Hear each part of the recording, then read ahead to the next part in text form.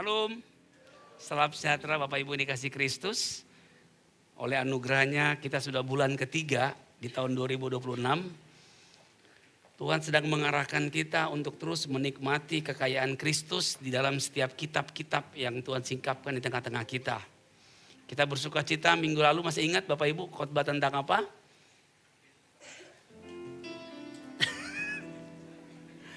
Ya, terang ya. Yesus itulah terang itu saudaraku ya. Saudaraku dikasih Tuhan, sangat indah sekali kalau kita punya waktu yang cukup untuk menikmati kitab suci kita. Iblis berusaha untuk mengalihkan perhatian kita dari Kristus. Kita dibuat sibuk dengan urusan kita. Dunia menawarkan drama-drama, kor, jin dan semuanya saudaraku. Padahal ada begitu banyak keindahan di dalam isi kitab suci kita. Bapak Ibu masih mendengar suara Tuhan minggu-minggu ini? Amin. Ada yang aminnya kenceng, ada yang ya sederhana Bapak Ibu. Firman Tuhan, bukan firman Tuhan, seorang hamba Tuhan yang sangat saleh saudaraku. Dr. Billy Graham, dia berkata ketika ditanya bagaimana cara dengar suara Tuhan. Ada 3 cara untuk mendengar suara Tuhan. Yang pertama baca Alkitab. Yang kedua baca Alkitab. Yang ketiga baca Alkitab. Cintailah kitab sucimu. Tapi kita banyak waktu untuk yang lainnya. Kurang banyak untuk kitab suci kita. Nah karena itu saudaraku hari ini kita mau terus menikmati kekayaan Kristus dalam firman-Nya. Kalau minggu lalu kita bicara tentang Yesus terang itu saudaraku ya. Hari ini kita juga membahas satu tentang menghayati hubungan Kristus dan jemaat. Ini akan kita bahas saudaraku. Saudaraku dikasih Tuhan, kita langsung saja kepada teks ayatnya. Efesus 5 ayat 22, saya baca ganjil, saya baca awal, saudara. Selanjutnya bergantian selanjutnya saudaraku ya. Hai istri, tunduklah kepada suamimu seperti kepada Tuhan.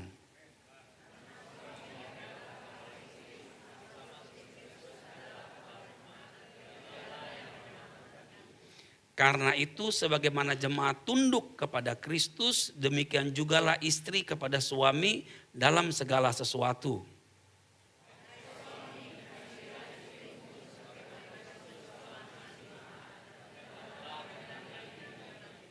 Untuk menguduskannya sesudah ia menyucikannya dengan memandikannya dengan air dan firman.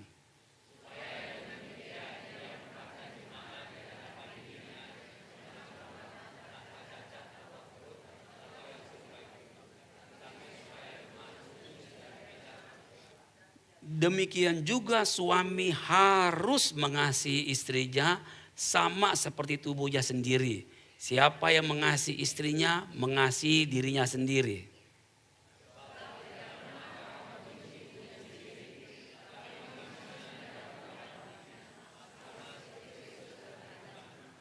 Karena kita adalah anggota tubuhnya.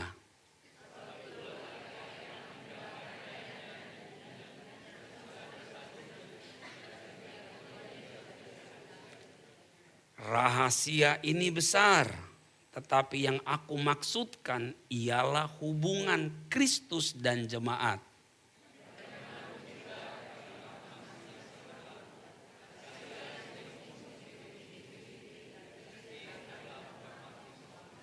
Mari kita berdoa.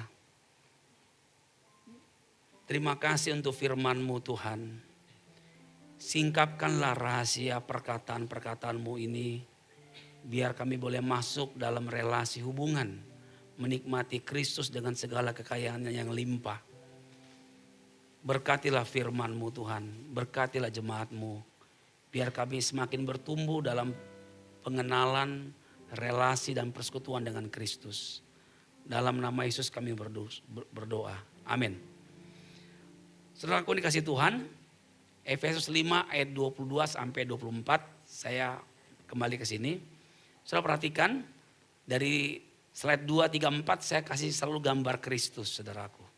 Tapi yang kita bicarakan tentang rumah tangga, suami istri pernikahan. Tapi selalu Kristus di sana. Saya mulai dengan ayat 22. Hai istri, tunduklah kepada suamimu seperti kepada Tuhan. Saya stop di sini. Bagaimana perasaan ibu-ibu kalau saya tidak membahas slide ketiga dan keempat. Cuman ngomong ini aja saudaraku. Saya perdalam, saya kuliti, saya perdalam di sini. Bagaimana perasaan ibu-ibu? Suami saya merasa lihat senyum-senyum suami saya lihat. Tapi istri kayaknya udah mulai. Hai istri, tunduklah kepada suamimu seperti kepada Tuhan. Ada yang mau bilang amin? Ya amin. Saudaraku dikasih Tuhan, saya ingin membantu kita semua untuk memahami firman Tuhan ini. Saudaraku dikasih Tuhan, dulu waktu lagi belum menikah ya, masih membangun hubungan dengan calon istri saya. Zaman dulu itu masih ada surat cinta. Saudara, siapa yang pernah nulis surat cinta? Oh, saya sendirian aja. Oh, ada banyak di belakang. Banyak di belakang. Oh, banyak ya. Siapa yang pernah menerima surat cinta? Mantap. Haleluya. Tadi istri saya bisik-bisik di situ. Kita masih menyimpan loh surat cinta itu 29 tahun. Seharusnya sertifikat tanah yang disimpan. Surat cinta 29 tahun disimpan. Haleluya. Orangnya udah di depan mata di sebelah. Tapi surat cintanya. Nah, sekarang bukan surat cintanya yang saya mau bicarakan. Saudara, kalau baca surat itu bagaimana? Baca salam awalnya, isi tengahnya, penutup. Atau baca awalnya doang, salam. Semua kan? Atau bawahnya saja. Jarang saudaraku. Kita baca tuh awalnya, isinya tengahnya, belakangnya. Bahkan balik lagi kan? Gak pernah sekali baca lagi balik atas. Tengah, lupa lagi, naik lagi tuh. Kayak gitu tuh. Pokoknya yang senyum-senyum itu ngalamin banget itu. Ya. Saudaraku, firman Tuhan, kitab suci kita adalah surat cinta Kristus bagi gerejanya. Bagaimana kita baca aja? Bolak-balik? Atau sekali lewat, set, aduh mesti belanja nih. Oh, anak-anak mau berangkat ke sekolah nih. Bagaimana saudaraku? Saudaraku, untuk memahami kitab suci kita nggak boleh penggal-penggal Bapak Ibu. Tadi kalau saya ngomong bagaimana kalau kita bahas cuma tentang istri saja, yang bawahnya nggak usah. Saudaraku, saya sedang mengurangi isi firman. Itu nggak sesuai dengan rancangan Tuhan, isi hati Tuhan. Tuhan ingin saya adil, full, semuanya baca. Seperti itu. Nah saudaraku, kita melihat di sini, hai istri, tunduklah kepada suamimu seperti kepada Tuhan. Ketika membaca ayat ini, apa yang terlintas dalam pikiranmu ibu-ibu? Wajib, apalagi?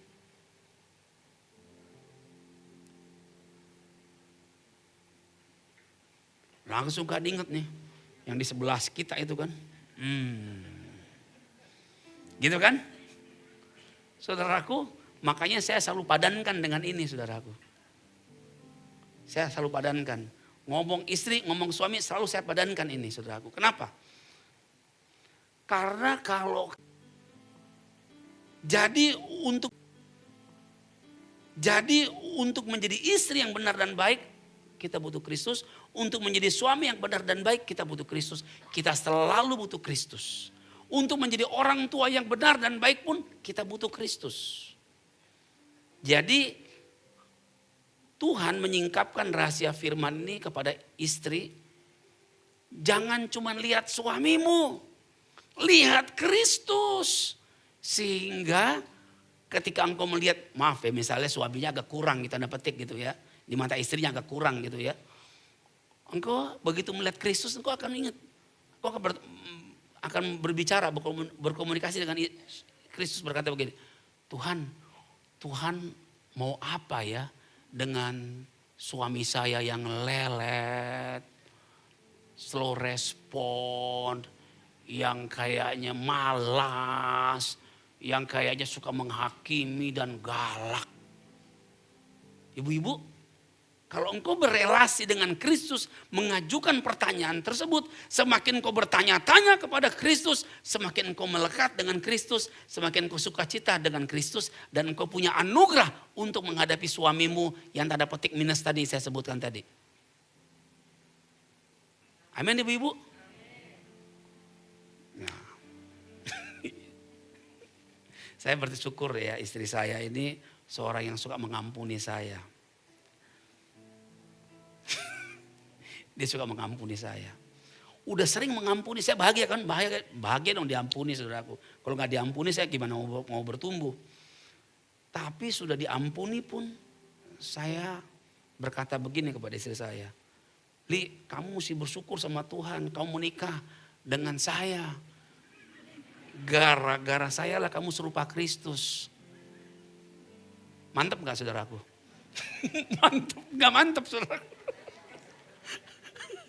Itu memegahkan diri itu dosa, nggak benar. Jadi ini bicara rumah tangga gitu saudaraku ya. Ya kita apa adanya gitu aja, bukan yang saleh sekali gitu saudaraku. Kita sedang belajar berproses lah. Jadi kadang-kadang saya nggak bisa menempatkan diri menggunakan guyon-guyon yang nggak membangun saudaraku. Guyon itu senang, tapi kan guyon itu seharusnya tertawa bersama. Kalau ini kan nggak tertawa bersama, saya mentertawakan istri saya gitu loh. Saudara bisa bedain? Kan ada suami bisa. Kenceng banget. Saudaraku, kita mesti tertawa bersama, jangan mentertawakan saudaraku. Karena kalau mentertawakan berarti ada yang dibully, ada yang dirugikan, ada yang bermegah atas kejahatannya. Nah saudaraku dikasih Tuhan, jadi saya bersyukur. Tapi memang ada kebenarannya juga sih saudaraku. Kadang-kadang orang yang menyebalkan itulah yang membuat kita semakin dekat sama Tuhan. Amin. Kok Lia gak bilang amin? Iya. Jadi saudaraku membuat kita tuh Tuhan tolong saya. Saya bagaimana menghadapi si buruk rupa ini nih. Si gorila satu ini dan sebagainya. Tapi kalau doa kayak tadi barusan itu gak dijawab Tuhan. Karena Tuhan menciptakan manusia menurut rupa dan gambarnya. Kita sudah menghina ciptaannya tadi. Gak boleh berdoa seperti itu. Jadi saudaraku yang kasih Tuhan, mari kita melihat di sini. Hai istri, tunduklah kepada suamimu seperti kepada Tuhan. Karena suami adalah kepala istri, sama seperti Kristus adalah kepala jemaat, dialah yang menyelamatkan tubuh. Tuhan sedang berbicara kepada ibu-ibu, supaya engkau selalu berpaling kepada Kristus. Supaya ketika engkau berpaling kepada Kristus, bersama Kristuslah akhirnya engkau beroleh anugerah untuk menerima suamimu bagaimanapun modelnya dia. Jadi untuk menjadi istri yang baik dan benar, dia membutuhkan Kristus. Demikian juga suami. Hai suami, kasihilah istrimu sebagaimana Kristus telah mengasihi jemaat dan telah menyerahkan dirinya baginya. Bapak ibu, bapak-bapak. Kita kira-kira bisa nggak mengasihi istri kita seperti Kristus? Bisa nggak?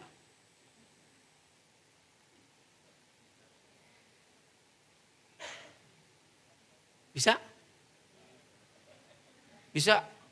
Kalau dibilang bisa terlalu confident ya, terlalu percaya diri ya. Jadi begini, tanpa Kristus kita nggak bisa, bersama Kristus nggak ada yang mustahil baginya, amin. Jadi hai suami, kasihlah istrimu. Standarnya Allah itu kita mengasihi istri bukan standar kekuatan kita saudaraku, tapi standar dia. Jadi tanpa dia kita nggak bisa. Makanya di dalam pernikahan itu nomor satu, kita harus mengejar Kristus. Hai suami, kejarlah Kristus. Hai istri, kejarlah Kristus. Karena bersama Kristuslah kita bisa menjadi suami yang melakukan fungsi dan peran kita. Demikian juga dengan istri. Saya sudah cukup adil kan ngomong sama istri, ngomong sama suami, betul? Nggak ada yang merasa dijolimi kan, saudaraku? Bahwa saya cuma sepihak dong, saya sedang ngomong, hai istri tunduklah. Hai suami, kasihlah istrimu. Bahwa Bapak kita dipanggil untuk mengasihi istri kita seperti Kristus mengasihi jemaat. Bagaimana Kristus mengasihi jemaat? Kristus mengasihi jemaat nggak tanggung-tanggung. Dia di dalam kekekalan turun ke dalam kefanaan, saudaraku. Menambahkan pada dirinya yang tidak ada padanya, yaitu tubuh manusia, saudaraku. Supaya dia boleh menumpahkan darahnya. Dia naik di kayu salib supaya dengannya dia bisa mendapatkan apa yang ingin dia dapatkan. Dia mengasihi jemaat dengan dia mengorbankan dirinya. Bukan menuntut, tapi mengorbankan dirinya. Saudaraku ini kasih Tuhan, sekiranya saudara bisa melihat terang rahasia ini, saudaraku. Bahwa rahasia ini, saudaraku, bukan tentang pernikahan sejatinya. Yang Tuhan inginkan, Tuhan ingin menunjukkan kepada kita dengan langkah-langkah yang fisikal, yang kelihatan. Tetapi dia sedang berbicara tentang dirinya sendiri, saudaraku. Tentang nanti, saudaraku. Tentang dirinya sendiri, tentang apa yang dia ingin wujudkan bagi gerejanya, bagi dunia ini. Dan juga bagi bangsa-bangsa, saudaraku, bagi setiap orang. Makanya dikatakan di dalam slide berikutnya, rahasia ini besar. Tetapi yang aku maksudkan ialah hubungan Kristus dan jemaat. Saudara lihat di sini, saudaraku ya. Dalam perikop ini, saudaraku, 22-33, Efesus 5, 22-33. Kasih Kristus adalah dasar hidup suami istri. Kasih Kristus. Jadi jangan kita menggunakan standar kasih drakor, kasih dracin, kasih drain, kasih-kasih yang lain. Standarnya kasih Kristus yang telah membeli jemaatnya dengan darahnya. Nah tetapi memang ini saudaraku kita nggak bisa, ini bukan matematik saudaraku, ini firman Tuhan saudaraku. Di ayat 32 rahasia ini besar, tetapi yang aku maksudkan ialah hubungan Kristus dan jemaat. Dilanjutkan ayat 33, bagaimanapun juga bagi kamu. Masing-masing berlaku, kasihilah istrimu seperti dirimu sendiri. Dan istri hendaklah menghormati suaminya. Jadi di dalam teks ini dua-duanya Tuhan mau. Tuhan mau kita juga berbicara tentang hal yang kekal, tapi juga tentang kini bagaimana kita meresponi perkataannya, saudaraku. Nah, saudaraku, saya akan lanjutkan, saudaraku. Kita melihat apa itu pernikahan, saudaraku. Pernikahan itu adalah sebuah ikon Injil, sebuah simbol Injil. Paulus tidak sedang memberi tips bagaimana rumah tangga yang benar, yang baik, saudaraku. Dia bukan itu sasaran utamanya, saudaraku. Dia juga bukan sekedar tentang aturan sosial, bukan tentang etika keluarga biasa. Tapi dia sedang menunjukkan inilah teologi Injil yang hidup. Fokus kepada yang tengah, saudaraku. Pernikahan, kita baca sama-sama yang tengah. 2, 3. Pernikahan menjadi ikon Injil, gambaran hidup dan relasi Kristus dan jemaat. Kalau gereja dibangun dengan konsep ini, saudaraku, dengan pengertian ini, saudaraku, gereja itu akan menjadi kuat dan kokoh. Diterpa badai masalah apapun, dia akan tetap tegar, saudaraku. Karena sejatinya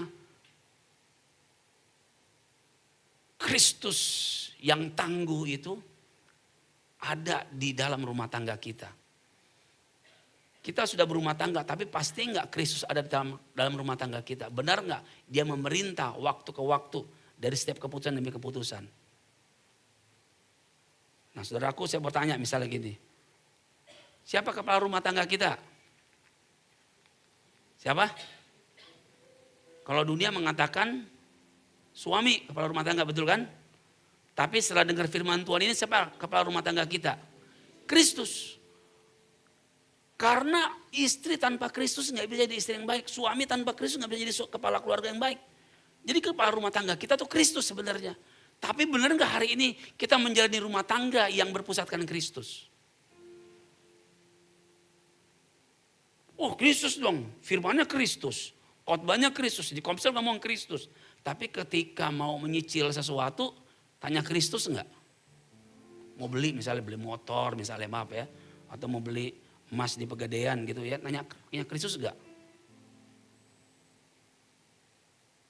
Bukan yang gak boleh, boleh saudaraku. Saya cuma bertanya Kristus enggak gitu yang saya tanya. Saudara boleh nyicil ya, saya gak ngelarang nyicil ya saudaraku ya. Jangan salah tafsirin. Boleh saudaraku, saya gak membatasi. Tapi masalahnya kita berelasi, minta enggak tanya sama Kristus itu. Saudaraku yang kasih Tuhan, ketika kita melihat pernikahan, di sanalah kita akan melihat bagaimana Kristus mengasihi umatnya. Jadi pernikahan adalah sebuah simbol ikon Injil ya. Saudaraku yang sangat menarik sekali di sini, kita melihat ya ini kan perikopnya 22 sampai 33 saudaraku. Tetapi sebelum masuk ke 22 ada di 21 saudaraku, Efesus 5:21. Dan rendahkanlah dirimu seorang kepada yang lain di dalam takut akan Kristus. Dasar hubungan adalah kerendahan hati. Suami, bagaimana engkau bisa menjadi kepala rumah tangga kalau nggak punya kerendahan hati? Istri, bagaimana engkau bisa tunduk kepada suamimu tanpa kerendahan hati? Jadi sebelum bicara tentang pernikahan suami istri, Paulus berbicara tentang mutual submission, yaitu saling tunduk, saling hormat, saling respect, saling menerima. Ini sudah ada saudaraku ya. Kalau kita lihat atu-atu saudaraku, di atasnya saudaraku ya, sebelum kita masuk kepada teks, ini dia bicara tentang hidup dikuasai oleh Roh. Kalau kita menikah saudaraku, hidup dikuasai oleh Roh saudaraku, itu keluarga rumah tangga itu keren banget, bagus banget saudaraku. Kepada orang-orang muda yang belum menikah di sini, pastikan saudaraku, setelah engkau memutuskan untuk menikah, pastikan benar enggak engkau sudah ada di dalam Roh, maksudnya sudah diselamatkan dan dipenuhi Roh saudaraku. Jadi di Abalov itu kalau mau menikah dicek surat baptisnya. Itu cuman prasyarat administrasinya. Sejatinya pembinanya sedang bertanya, orang yang mau menikah ini punya pengalaman dengan Kristus enggak? Orang yang mau menikah ini sudah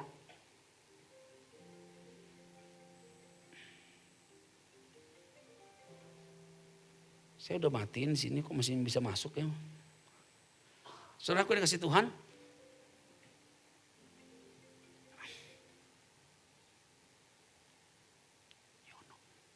Yono.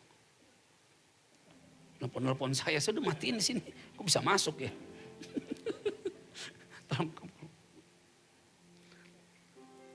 Saudaraku dikasih Tuhan. Rendahkanlah dirimu seorang kepada yang lain di dalam takut akan Kristus.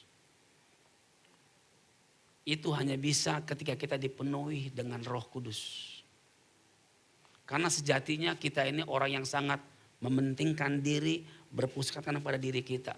Tapi kalau kita dipenuhi Roh Kudus, kita rela untuk merendahkan hati kita, merendahkan diri kita. Lalu berikutnya hidup yang berpusatkan Kristus, lalu hidup yang rela merendahkan diri, saudaraku. Semua itu ayat-ayatnya sudah ada di atas sebelum kita memasuki perikop yang kita akan bahas ini. Jadi kerendahan hati bukanlah kelemahan, itu adalah karakter Kristus Bapak Ibu. Ketika kita memasuk tol saudaraku, ada pelang, ada gambar besar.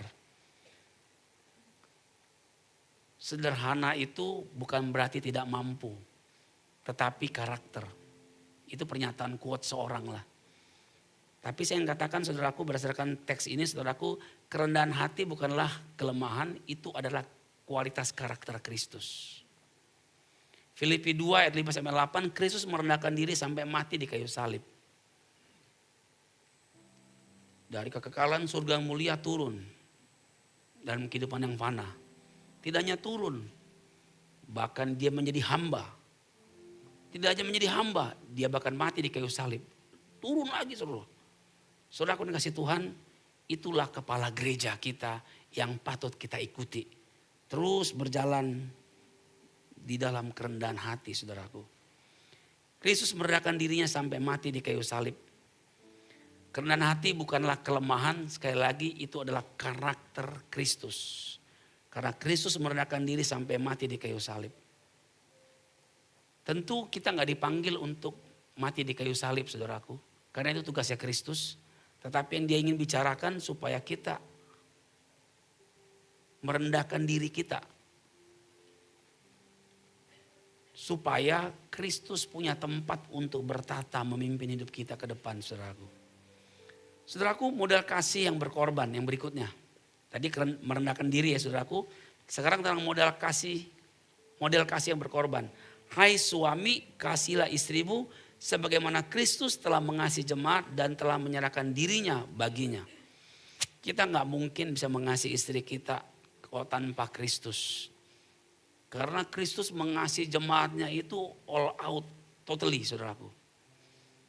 Jadi standar kasih kita bukan karena adat istiadat, bukan karena hubungan humanisme psikologis saudaraku, bukan karena romantisme suka karena pria dan wanita saudaraku. Tapi standar kasih kita salib Kristus. Di luar itu tidak berkenan di mata Tuhan.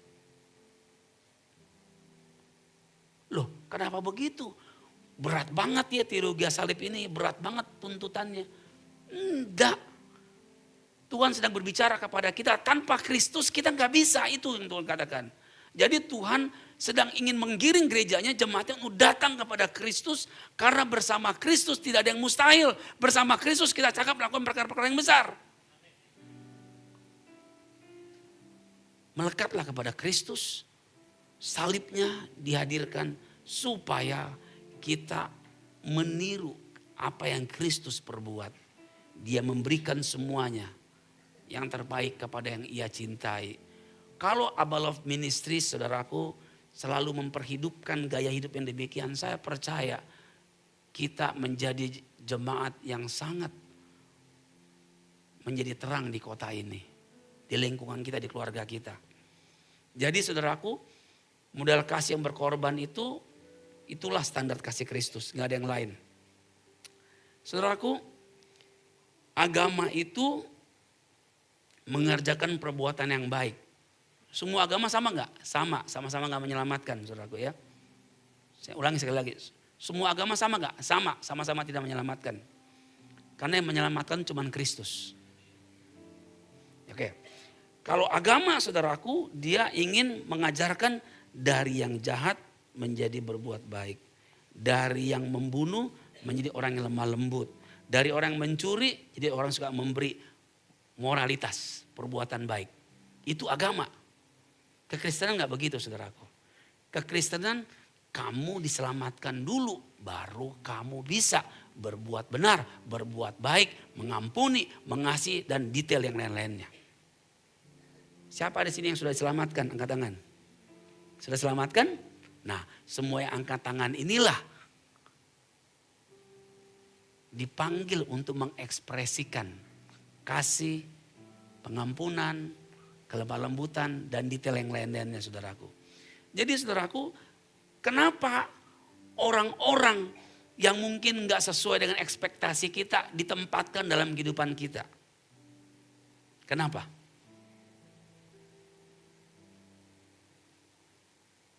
Oke, saya ngomong. Saya ambil contoh saudaraku. Saudara tahu kisah Ayub ya. Kalau kita baca kitab Ayub, kita tahu kisah Ayub. Kalau ingat kisah Ayub, saudara ingatnya apanya? Apa? Penderitaan. Aklamasi ya penderitaan ya. Kenapa nggak ingat? Kalau ingat Ayub itu ingat bahwa dia seorang ayah yang saleh. Anaknya yang istilahnya hedon ke saudaraku, borju saudaraku, dia yang doa syafaat, mempersembahkan persembahan. Itu bapak yang baik loh, bapak banget tuh, tiru teladan Ayub. Itu satu sisi misalnya dalam kitab Ayub. Lalu saudara nggak ingat belakangnya, Ayub mendapatkan 2 kali lipat anugerah itu loh. Kok saudara ingatnya penderitaan kok ingat Ayub ya? Jangan-jangan itu respon otomatis dari dalam diri kita. Kalau ingat kitab Wahyu, ingat saudaraku yang mesti saudara tangkap. Allah tidak ingin Ayub menjadi saleh karena kekuatan dirinya. Kalau ingat kitab Ayub, saudara ingat bahwa Allah ingin mengajarkan kepada Ayub. Semua karena dia. Karena dia. Tuhan gak ingin kesalehan kita tuh karena diri, kemampuan, upaya manusiawi kita. Tapi karena dia. Supaya dia yang terlihat, bukan kita. Jadi Allah mengizinkan kadang-kadang orang yang sulit di hadapan kita, orang yang bermasalah, kesulitan demi kesulitan, detail banyak gitu saudaraku. Kadang-kadang saudaraku, karena Tuhan ingin memunculkan respon benar kita. Kalau agama ingin mengubahkan, saudaraku, agama ingin mengubah jadi yang jahat, jadi yang baik gitu kan. Kalau Kristus sedang ingin memunculkan respon benar kita di dalam situasi yang sulit supaya kita berespon kepada Kristus. Tuhan mau apa dengan situasi saya ini? Tuhan maunya apa? Lalu ketika kita bilang Tuhan maunya apa? Tuhan mau apa? Lama-lama kita sedang mendekat kepada salib. Kita sedang mendekat kepada Kristus karena dialah kita bisa. Bukan karena kita. Iblis telah menipu sehingga kita berpikir karena kita. Enggak. Kita gak bisa apa-apa. Semua karena anugerah Tuhan. Yang percaya katakan amin. Semua karena dia saudaraku. Jadi kasih yang menyucikan dan memelihara. Tujuan kasih bukan sekedar bahagia tapi kekudusan.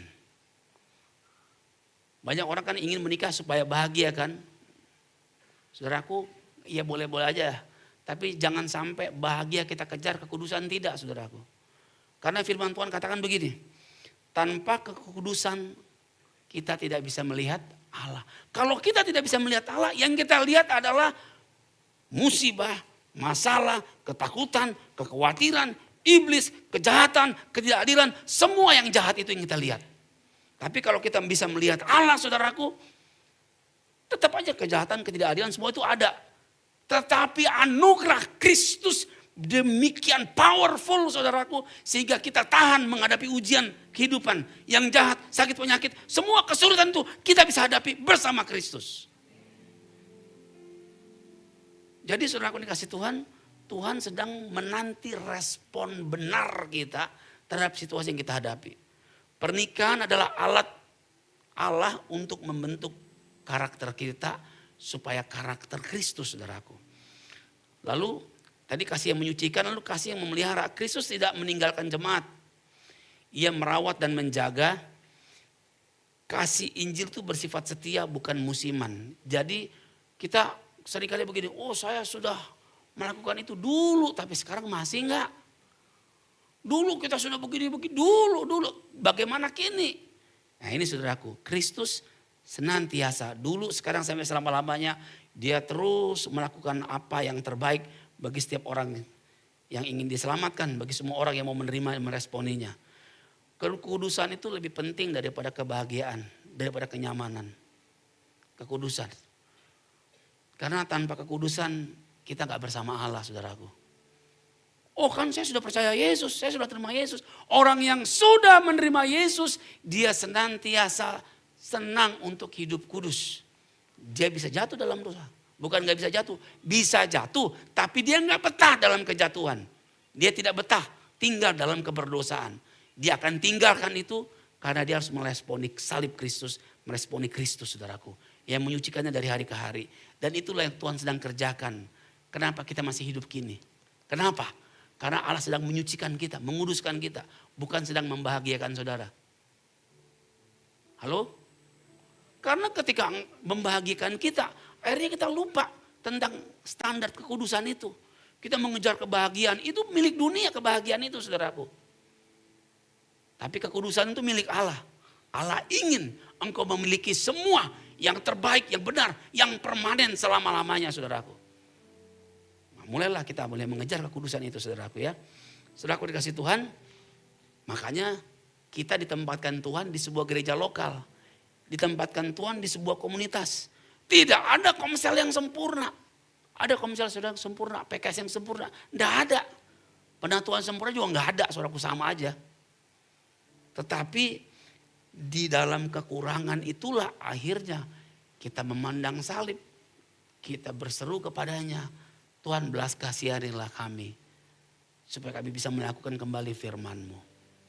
Saudaraku, jangan berlambat-lambat. Engkau yang belum berkomunitas, datanglah dalam komunitas sel. Kalau engkau berkata begini, komsel kami enggak sehat begini-begini, buatlah sehat. Dengan kehadiran-Mu. Jangan-jangan komsel itu enggak sehat karena engkau belum hadir di sana. Gak ada kekurangan fungsi.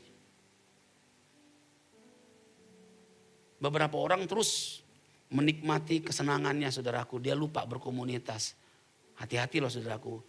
Kita baru saja merasa tahun baru kan. Tapi ini udah bulan ketiga nih. Hari ini bulan ketiga nih. Kan kemarin kan baru Sinian Kuaile ya. Baru. Tapi kan udah bulan ketiga nih. Saudaraku dikasih Tuhan. Kekudusan lebih penting karena itu diri Allah saudaraku ya. Yang mengasihi dan memelihara. Nah sekarang saya masuk setelah kita bahas detail-detail. Kembali kan tadi masih ingat saudaraku. Rahasia Allah adalah tentang Kristus. Rahasia Kristus adalah tentang gerejanya. Nah misteri besar. Icon rambu menuju Injil. Rahasia ini besar tapi yang aku maksudkan ialah hubungan Kristus dan jemaat. Saudaraku ini pewahyuan Allah kepada Rasul Paulus yang dia sampaikan kepada jemaat di Efesus. Ada rentang ribuan tahun dengan kondisi kita hari ini. Tetapi kebenarannya tidak lekang oleh waktu. Tetap sama dulu sekarang sampai selama-lamanya. Pernikahan bukanlah tujuan akhir. Tetapi sebuah gambar besar yang ingin mengingatkan kita tentang perjamuan kawin anak domba. Wahyu 19 ayat 7. Perkawinan anak domba telah tiba. Loh ini ditulis kurang lebih 90. Tahun 90 Masehi saudaraku. Kitab Wahyu ini saudaraku. Sekarang udah 2026. Kok ini telah tiba? Jangan lupa saudaraku. Kita hidup di dalam waktu. Allah enggak di dalam waktu saudaraku. Allah penguasa waktu. Waktu ada dalam genggamannya. Kalau kita ada di dalam waktu. Makanya ada batas umur ya kan saudaraku. Tapi Allah itu penggenggam pemilik waktu. Allah enggak, makanya dia selalu omnipresent. Dulu ada, sekarang ada, akan ada. Dia selalu ada, selalu mengisi ruang dan waktu. Makanya dikatakan perkawinan anak domba telah tiba. Maksudnya begini, ketika Allah berfirman saudaraku itu akan terjadi, itu akan digenapi karena Allah bekerja untuk mewujudkannya dan Allah tidak bisa gagal saudaraku. Dan berbahagialah engkau yang ada di dalam perkawinan anak domba tersebut. Siapa itu yang akan ada di sana? Mereka yang setia mengikut Kristus bersama komunitas. Jangan begini, saya mau ikut Kristus tanpa komunitas. Itu enggak ada ayatnya saudaraku. Kita menjadi pengikut Kristus itu di dalam komunitas. Justru kalau kita nggak dalam komunitas, jangan-jangan kita sedang terhilang Bapak Ibu. Kita sedang terpisah, domba yang terhilang itu saudaraku.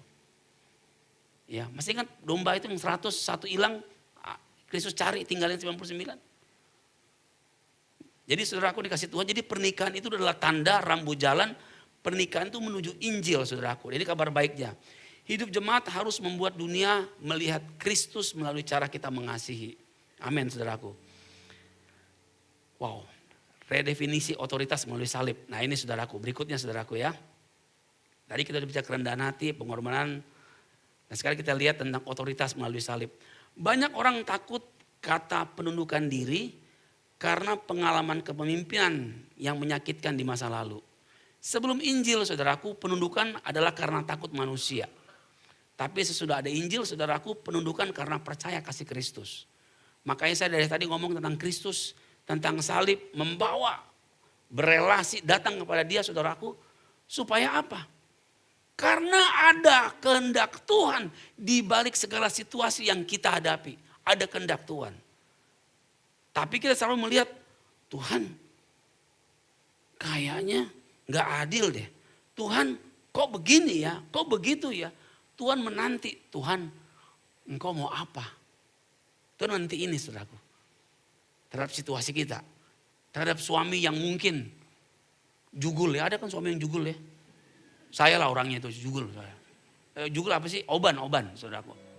Saya lah. Pasti ada maksud Tuhan. Supaya istri banyak berlutut mencari Tuhan. Berdoa dan menemukan Tuhan. Dan akhirnya bersama Tuhan dia melayani suaminya yang perlu dipulihkan. Haleluya. Amin Priscilia. Saudaraku dikasih Tuhan, saya juga perlu berubah maksud saya saudaraku. Saya bukan suami yang saleh banget saudaraku ya, saya perlu berubah. Ya, makanya saya sebut tadi Priscilia, amin, amin katanya. Dia banyak berdoa untuk saya soalnya. Jadi saudaraku kita melihat di sini ya, jangan trauma dengan masa lalu, jangan trauma dengan kisah-kisah dunia saudaraku, kembali kepada salib itu saudaraku. Karena ketika kita datang ke salib saudaraku, kita kuat, kita disegarkan. Dan bersama dia kita akan selalu menjalani kehidupan ini saudaraku. Salib membuktikan otoritas dalam Injil selalu berbentuk pengorbanan. Jadi lucu kalau ada orang Kristen gak mau berkorban saudaraku. Jangan-jangan bukan orang Kristen. Karena kepala gereja kita, Tuhan yang kita sembah itu Tuhan yang berkorban. Bagaimana bisa kita sebagai mengklaim saya pengikut Kristus tapi gak mau berkorban. Haleluya. Nah karena itulah betapa pentingnya kita selalu memandang salib, memandang Kristus. Kan dari sanalah kita bersama dia saudaraku. Melewati hari-hari yang berat dan sulit. Nah saudaraku, jadi tentang kita berbicara saudaraku hari ini. Tentang hubungan Kristus dan jemaat saudaraku ya. Menghayati hubungan Kristus dan jemaat. Dari tadi kita ngomong tentang salib Kristus, pengorbanan. Saudaraku coba kita simpulkan saudaraku. Jadi tujuannya untuk mengekspresikan Kristus saudaraku. Sebelum kita bisa mengekspresikan Kristus, kita harus masuk dalam menghayati hubungan Kristus dan jemaat. Hayati saudaraku. Karena di dalamnya ada hidup dalam kerendahan hati, dalam mengasihi dan pengorbanan, mengejar kekudusan, menjadi saksi Injil melalui relasi. Gereja dipanggil bukan hanya mengajarkan, mengkhotbahkan Injil. Tapi gereja dipanggil untuk menampilkan Injil. Menampilkan Kristus. Lewat kita melakukan firman-Nya. Dan ketika dunia melihat kasih seperti itu, mereka sedang melihat bayangan kasih Kristus yang real, yang nyata, yang membumi. Saudaraku, mendengarkan khotbah itu awalnya saudaraku. Tapi melakukan khotbah itu adalah pekerjaan kita seumur hidup saudaraku. Minggu lalu masih ingat saudaraku temanya tentang apa?